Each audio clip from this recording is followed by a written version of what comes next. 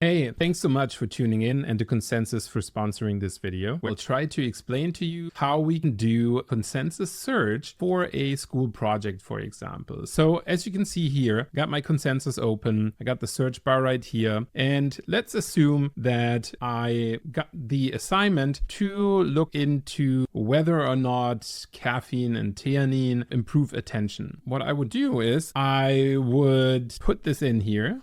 Boom. As a question, you can see this is a yes or no question. So I'm hoping I'll get my consensus meter here just by doing that. I could filter if I wanted to. I could filter more recent results. Let's assume I'm not going to filter because I don't have the knowledge on how to do any of this filtering. After all, I'm in high school. I'm not trained on how to do this stuff. All right, so let's get this started and just try this without any filters. Let's just assume this is for a homework assignment. Just hit the button and see what happens. Okay, so here we get our consensus meter. And as you can see, we get 15 relevant papers, and it seems to be that 73% show us, yes, caffeine and theanine improve attention. Now, if we click down here, this is actually really cool because it gives us the list of papers. So it pulls up the list here, and it gives us a little bit of a summary here. It just takes a little bit of time, and then it gives us the papers here. It gives us the recency of the papers, which I really like, and the methods used in the papers, journals where it gets published, and the citations.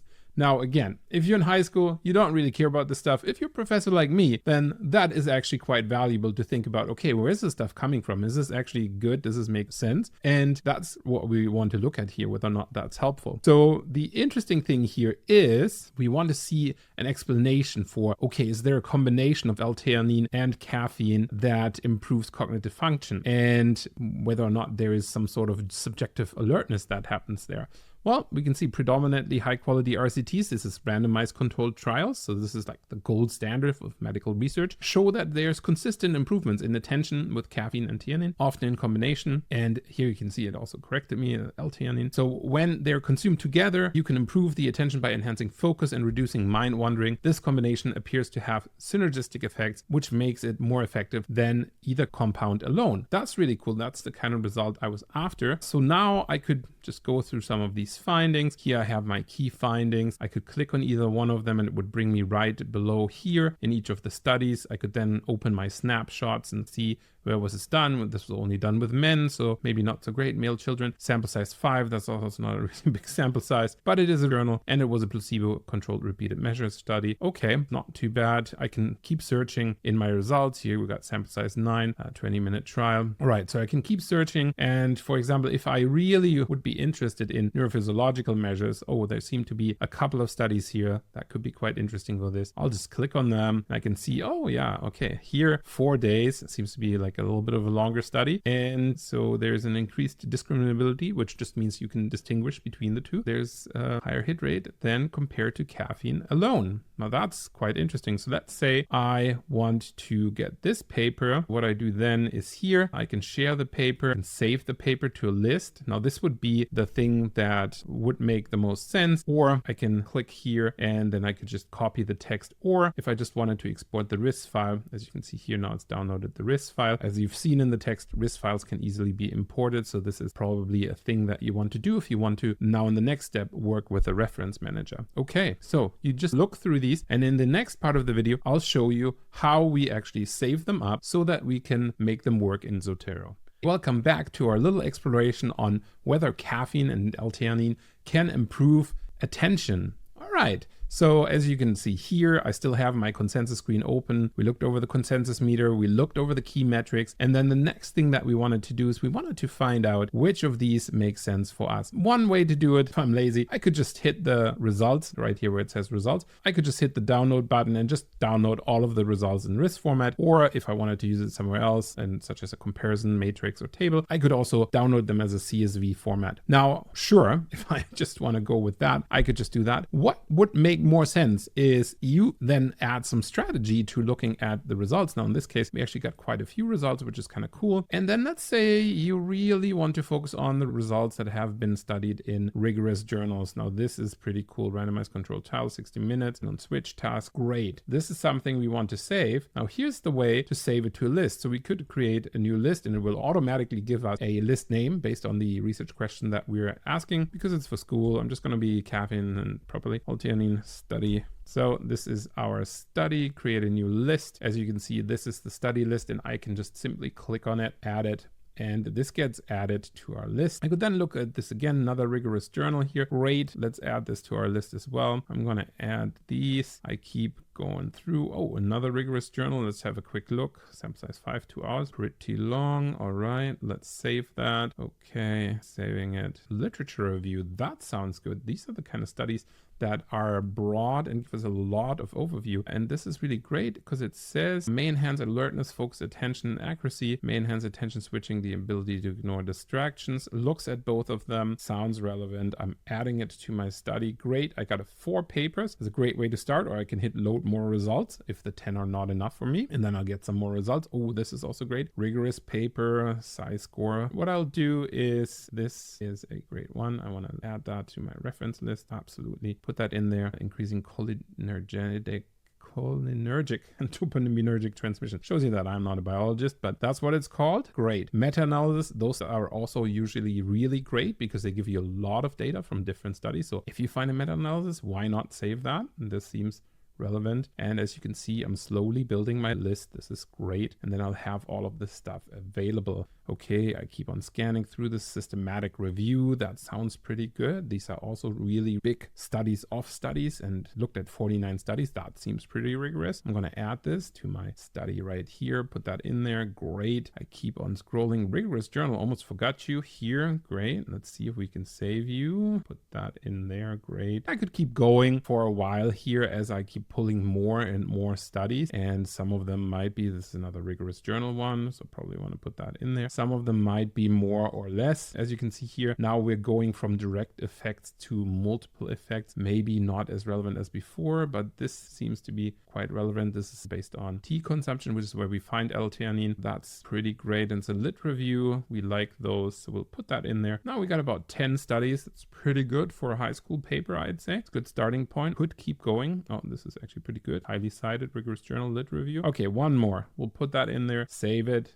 Beautiful. And now we have this list in here. If you click on the left-hand side, you can see all the beautiful lists that I have. I can click in it and I get all the papers that I've saved to my list. Wow, look at this list of amazing papers. And if I scroll back up here, I can click on export all of that to a RIS file. And I'll see you in the next step where we take all of this stuff and import it in our reference manager of choice, which is Zotero in this case. Let's import a list that we've just exported into our Zotero. Now Zotero is our reference manager. You've seen it in the screenshots before. What we want to do here is we want to import something, so we can click on file, import. What then happens is it will prompt us with a window where you say you want to import a file, a RIS file in this case, RIS file. Then you add that study that you just had there, and then you can say place imported collection and items into a new collection. A new collection is essentially a new folder, so you definitely want that. And yes, you want to copy the files to the Zotero storage. So let's do that. Boom, done so fast. Click on that. On the left-hand side, you can see it created a new folder for the caffeine and L-theanine study. And if I click on these, each of these are in here. It couldn't be any faster. All of them are available right away. You can see they're great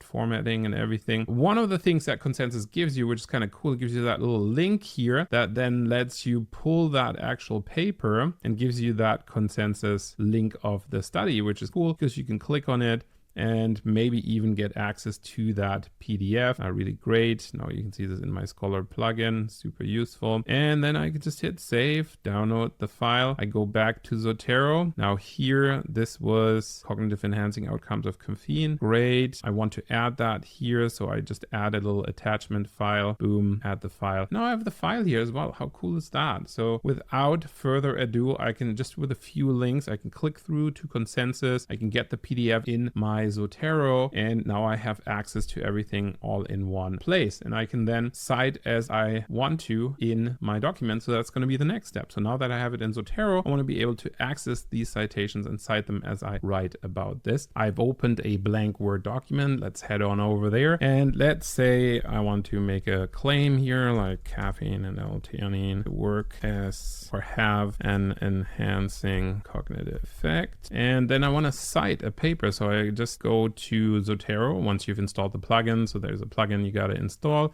in your Word documents. Then you click on Zotero up here, And then you'll be able to add edit citation, during which you will get that red bar from Zotero, and then you'd have to search for it, cognitive, and you can find a couple of other ones here, but this is the one that we want. This is the study we had. So we just click add, it pulls it from Zotero, puts it in here. Study is ready. This is great. As we remember, we need to have the references at the very end. Format that as a heading, maybe bold fonted. And then we just add edit bibliography. Boom, there it is. Double space, just like APA requires. And we can go on and write more sentences, cite more papers, and we're ready to go. Now, quite easily, we have added the reference that we just imported from Consensus into Word. We can now save this file, print this file, and everything is going to be ready to go. If we ever need to update the reference, we can go back to Zotero, make all the changes there, have access to the source file, as well as access to the consensus link if we ever want to look anything up. Okay, friends, I feel a little weird, kind of like Steve Jobs coming back here for one more thing, but I do actually want to, first of all, recap what we just did, and then also give you some tips about how you maintain all of these references over time, right? Of course, to recap what happened here, we searched Consensus with a question, we got relevant papers with minimal effort, and then we saved and exported those references from Consensus in a standard format like RIS, and then we imported these into a reference manager, in this case in Zotero, and then we had all of our sources organized in one place together. How awesome is that? And then we insert the citations while writing using the reference manager's plugin, and we can get it to auto format in the required style, depending on what styles we select or add to Zotero.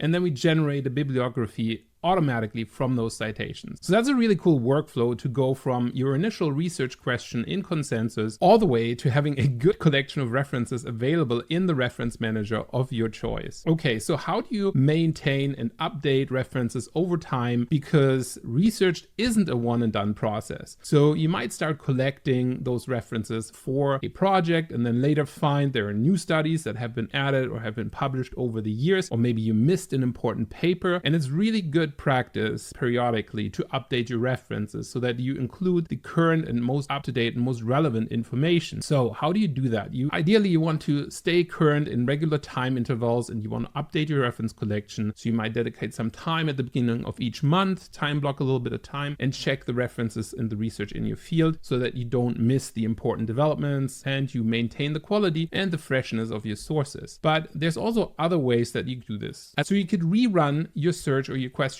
on Consensus after some time, and if a few weeks or months have passed since then, you might come across a huge range of new publications, or at least some new publications, because as you know, a lot of papers get added to the literature every day. So you might find new studies on caffeine and attention that just came out last month, and you want to add those to your reference search, and it lets you find, based on your initial search, what else has changed since then, so you don't miss the recent developments and you start updating your reference library. Of course, with a new functionality in Consensus, you can also add your papers, add your references. Let's just see if I can pull that up here in a hot second. One other way to keep up to date in Consensus is, of course, to go and upload the papers that you've recently added. See here, Allison tells us, oh, this is a new feature, which is awesome. So you can go to that research hub, which is awesome. So here we are in our research hub. Okay, we can probably minimize this now. As you can see, I just uploaded one of our recent papers that was actually really exciting about AI. Great AI witch hunt, really great paper. You should check it out. And I've uploaded it. It has done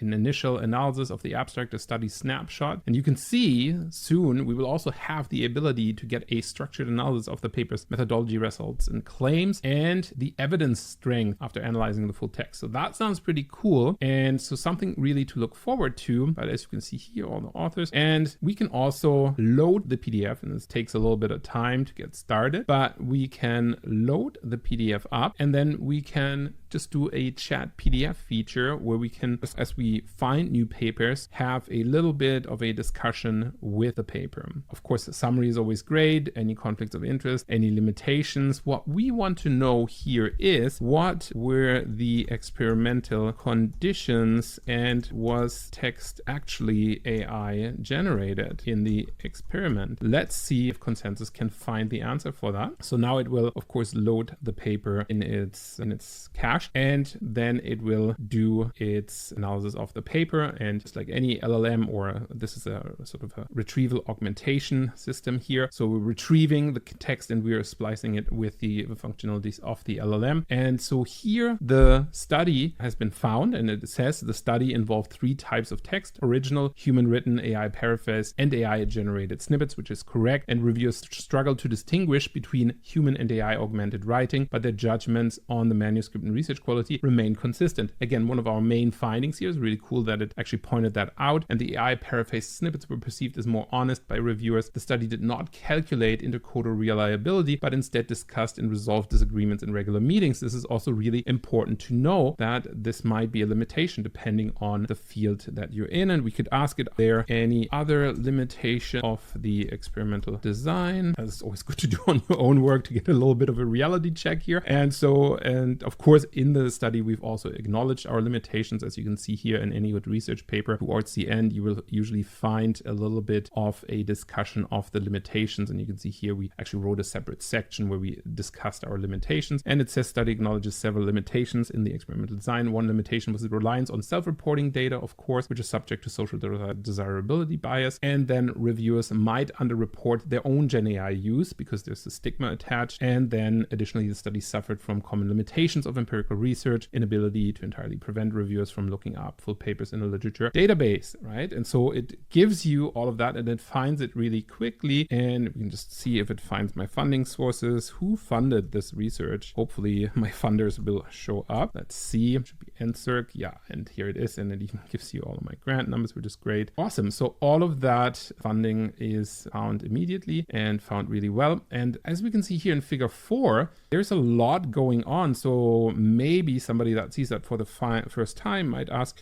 could you explain the outcomes of figure 4 to me in very clear terms? Let's see if we get a little bit of a clearer deep dive here. And as you can see, figure 4 in the research paper presents a thematic analysis code book, which synthesizes reviewers' responses. And you can see here, we've also labeled it as a thematic analysis code book. And to the questions, what specifically in the snippet led you to believe it was written by the human researchers or generated by the AI, and the different themes, you can see here, coded as well. The different themes are shown in the responses with the percentage calculated from the total of the 102 responses that we received. The colors in the figure represent the thematic codes. So that's another thing that, might not jump out at us right away, and it explains it right here. And the themes identified provide insights into how reviewers perceived the writing in the snippets, whether as the work of experienced researchers or generated by AI. Which themes were most prevalent? Just basically a nice way to say what stood out, what really stood out in that analysis. And it will then summarize here the 5 major themes that were influenced, and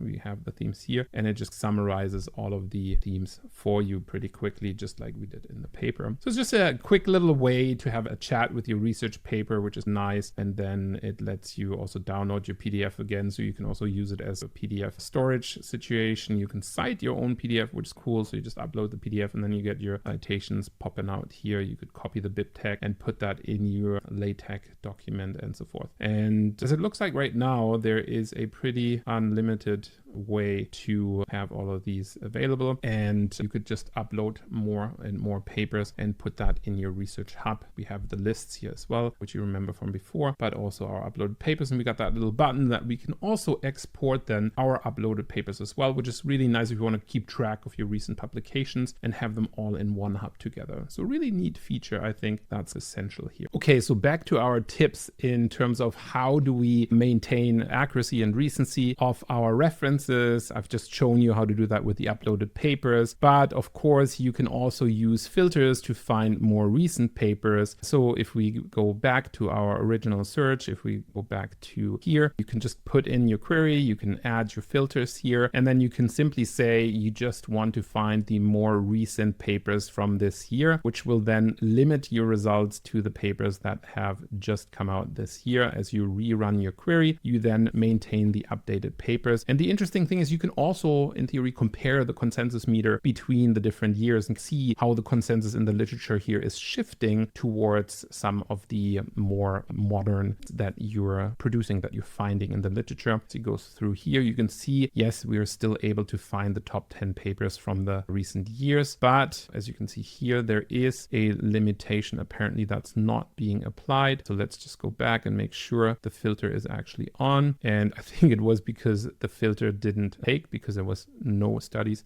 in the recent year. So now if we rerun it with 2024, at least we're giving it a year of being published. Now we're at this point 3 months into the year. They wouldn't find anything there. But here we could see, oh, this has shifted a little bit. Okay, so there's more studies out this year that are saying, okay, maybe there is not so much of an overlap here in the recent research. And then you can find, and now we can see all of these papers are more recent, 2024. So we can find all these more recent papers here, which I think is a super useful way to stay on top of the literature. Now you can also, of course, just say, I want to add all these things. I want to add my search. And then you can just say, this is going to be my caffeine and theanine 2024 updated results. And you can just keep them in these lists, create a new list for that, and then just add them all to that list, which is fantastic. If you go back to your research hub, which is that little folder on the left, and then you can look at the updated results. And in this case, we've actually saved the search. Could also save all of the results if I wanted to, but the search is actually a nice thing to do, because then we can just rerun the same search in our query and see as it changes over the years as we update our filters and keep our search current to keep our entire references organized. And of course, to also keep your reference manager in sync. So ideally then, if we have these new references, we could go through the whole process again, export them as RIS files, import the RIS files back into our reference manager, and then make sure that the reference manager has the most up-to-date files, and then you check if they're correctly saved in that reference manager. So we're back in Zotero, and if we're back inside of the reference manager, then of course we can keep adding new